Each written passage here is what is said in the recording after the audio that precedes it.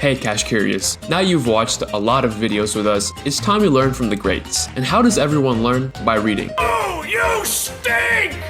I know. No one wants to be intentionally reading books about personal finance. But trust me, I never wanted to either. But after you start reading, it's hard to stop. Disclaimer, I'm not trying to be like an influential guru in the space of money. These are some books I read to make myself smarter financially. Number 1, a book you've heard probably several times. Rich Dad, Poor Dad. Now before you click out of the video, trust me, it's worth it. The story starts off with Robert Kiyosaki's life as a kid, highlighting his entrepreneurial spirit by starting a comic book business where Robert, along with his friend Mike, started their own library, charging admission for staying here between 2:30 to 4:30. And it was a success. The spirit of entrepreneurship was fueled by Kiyosaki's rich dad, or Mike's actual dad. Rich Dad was seen as out of the ordinary, but still well respected, as he didn't have many fancy degrees, but instead multiple businesses. On the other hand, Poor Dad had many degrees and was a respected teacher. The book goes through the rich dad's poor dad habits, along with highlighting specific loopholes that are unheard by many of the middle class. For example, a real estate loophole,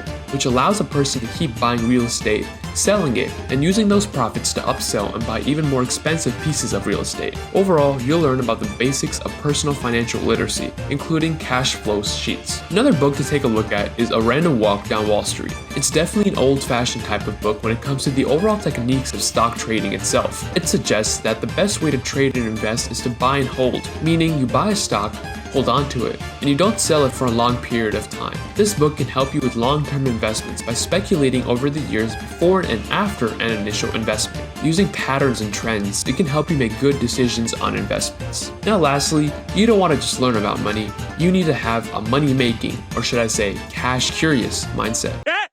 He said it! Think and Grow Rich is the perfect example of this type of book, as it's made to promote self-improvement and the well-being of one in the space of entrepreneurship. The book was inspired by Andrew Carnegie, the man who helped revolutionize the American steel industry. Even better, Iman Ganti, who has $1 million company himself, started off his journey with this book. Well, that's all folks. In this video, I either already found my mic or got a new one. I don't know yet, but let me know in the comments below. I hope you learned something today. Bye.